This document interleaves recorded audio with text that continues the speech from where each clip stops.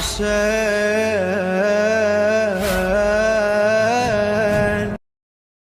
عزیزان محترم، آیت اللہ بہاؤدینی مسجد میں بیٹھے ہوئے تھے، طالب علم تھا، آیا بیوی سے ناراض ہو کے آیا اور بڑی آگے مسجد میں بیٹھا، تو اس نے کچھ پوچھا نہیں، آغا بہاؤدینی کو ویسے ہی نظر آ جاتا تھا، تو کہنے لگے کہ ان درسوں کا، ان عبادتوں کا کوئی فائدہ نہیں ہے جب گھر میں تم ناراض ہو کے آئے ہوئے ہو. اب کتنی سادی سی بات، تو سادی سی ہے، لیکن یہی سادی سی بات ہوتی نہیں ہے آدمی سے.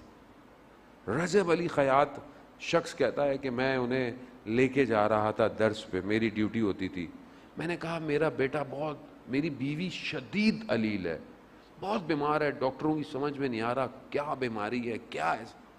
تو انہوں نے کہا کہ ڈاکٹروں کی دوا سے کچھ نہیں ہو سکتا. تو کہا کچھ تو آپ کریں. کہہ رہا دعا سے بھی کچھ نہیں ہوگا. کہا کیوں؟ کہا اس نے تمہاری غیر موجودگی میں تمہارے بچے کو، اس کا بھی بچہ ہے لیکن اسے بہت غلط طریقے سے مارا، اس بچے کی آہ نے تمہاری بیوی کو بیمار کر دیا ہے. تو کیا کروں؟ کہا بچے کو کچھ کھلونے دو، چھوٹا بچہ ہے، کھلونے دو، چیزیں دو، پھر اس کو ماں کے پاس لے کے جاؤ. ہمیں پتہ ہی نہیں ہے ہماری پکڑ کہاں ہے زندگی میں، ہماری مصیبتیں، کب آزو کا کہتے ہیں مولانا پوری زندگی میں مشکل ہے. کیا مشکل ہے؟ ڈھونڈیں. مشکل آپ کے اطراف میں ہے. خدا تھوڑی چاہتا ہے آپ کو تکلیف دے، وہ تو خالق ہے. اس نے تو کہا کہ میں نے پوری دنیا کو تمہارے لیے بنایا ہے مگر تمہیں اپنے لیے بنایا ہے. اب اگر ہم سے اگر کچھ نہیں ہے تو اس کا مطلب ہے کہ یا تو ہم اس کی حکمتوں کو سمجھیں اور یہ بھی دعا مانگے نا کہ اس کی حکمت سمجھ میں آئے. بات اگر انسان کی زندگی میں ایک حادثہ ہوتا ہے، ایک واقعہ ہوتا ہے اور اس کو کئی عرصے کے بعد سمجھ میں آتا ہے او یہ اس لیے ہوا تھا، اس لیے ہوا تھا. اب وقت، کئی لوگوں کو سال لگ جاتے ہیں بعض اوقات واقعے کو سمجھنے کے لیے. تو آپ اپنے آپ کو اس قابل لے آئیں نا کہ جب واقعہ ہو رہا ہو تو زمین پھٹ جائے اور حقیقت آپ کو پہلے ہی نظر آ جائے. کیسے سمیٹیں گے؟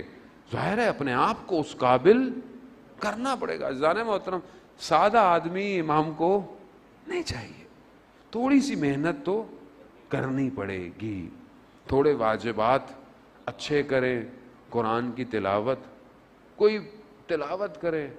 اب دیکھیں عبادتیں اپنی جگہ پر ہیں ساری، لیکن جب آپ کوئی عبادت کر کر امام کو ہدیہ کر دیں، اب ایک تسبیح پڑھ کے صلوات کی اگر آپ امام کو ہدیہ کر دیں تو امام آپ کو خالی چھوڑیں گے؟ اللہم صلی علی.